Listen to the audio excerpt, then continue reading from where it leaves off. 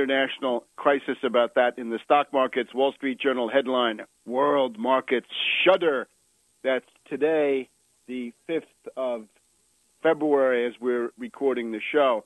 We also have the hack intelligence director, the intelligence czar, created post 9/11, that is to say, Dennis Blair, who says that an attack, a false flag, although he doesn't say so, a false flag terrorist attack on the United States, another one of some size, is inevitable in 3 to 6 months. It's coming. And after that, of course, you've got to look at everything, be it the Super Bowl, be it the upcoming Winter Olympics in Vancouver, British Columbia, Canada. That would be close enough, and some other events, and figure what's going on there. And we'll have some stuff later on about the new strategic deception doctrine that has been launched from the Pentagon by Yoda, Andrew Marshall, who's trying to do American Maskirovka, the strategic deception policy, and that can include just about anything, as they say pretty bluntly in a report that has just been issued by the Defense Science Board, but really by the Yoda network. So we've got all of this going on, and the world situation deteriorating rapidly. 2010 will be a year of convulsions, conflicts, and the second wave of the Depression now hitting. And, of course, the second wave of the Depression will sweep aside those who say that bailouts work. They'll be discredited. But it will also, and perhaps even more savagely, sweep aside those who say it's time to balance the budget, impose free markets, strip people of their rights under Social Security, Medicare, Medicaid, and so forth. In other words, our dear friends from Austria by way of Chicago, we need the American system of political economy. That's the doctrine professed by the founders, the George Washington administration, dominated by the personality of Alexander Hamilton. If those aren't the founders, I don't know who is. Not somebody like George Mason or somebody like this.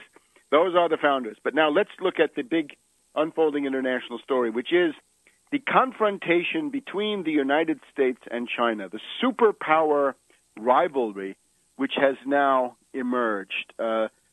We have to basically go back in time, think about the Spanish world supremacy. The Spanish world supremacy was reached sometime under King Philip II of Spain, maybe between the 1560s and about 1590 or 1600.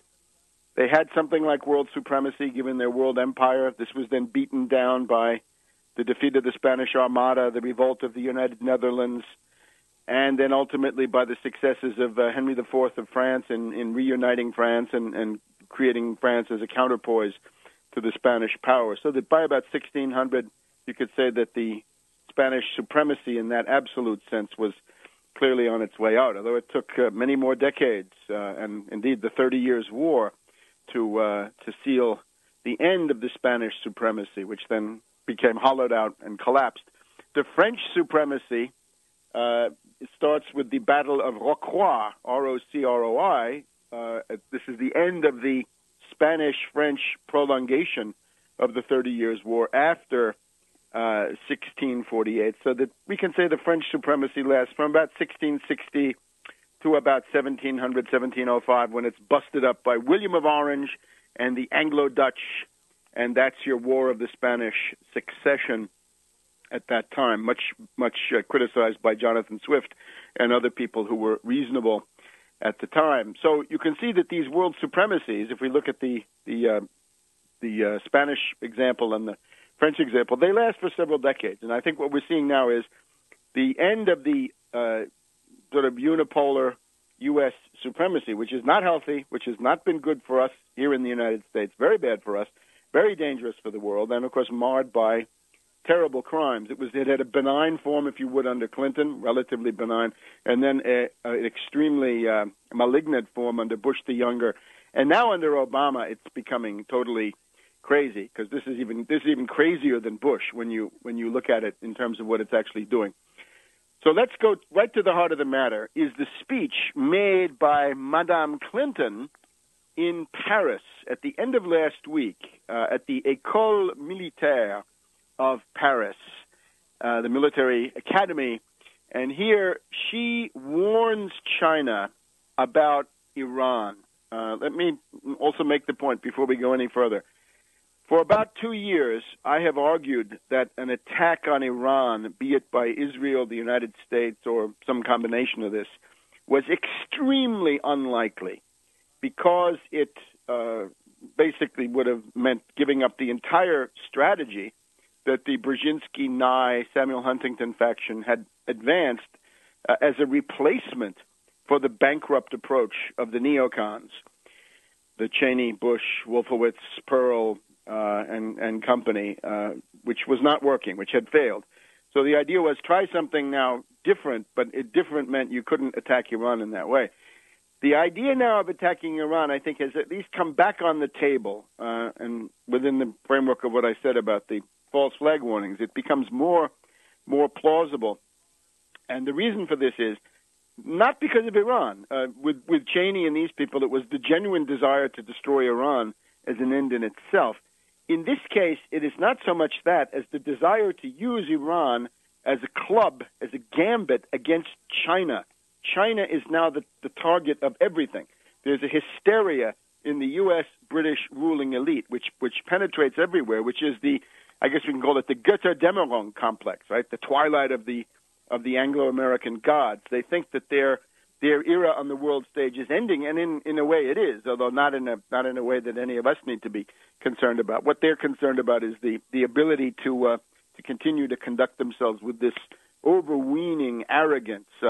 Back in the 1960s, we had the arrogance of power with LBJ. Now we have the arrogance of impotence because it's all done on the basis of an economy which has collapsed compared to what LBJ had.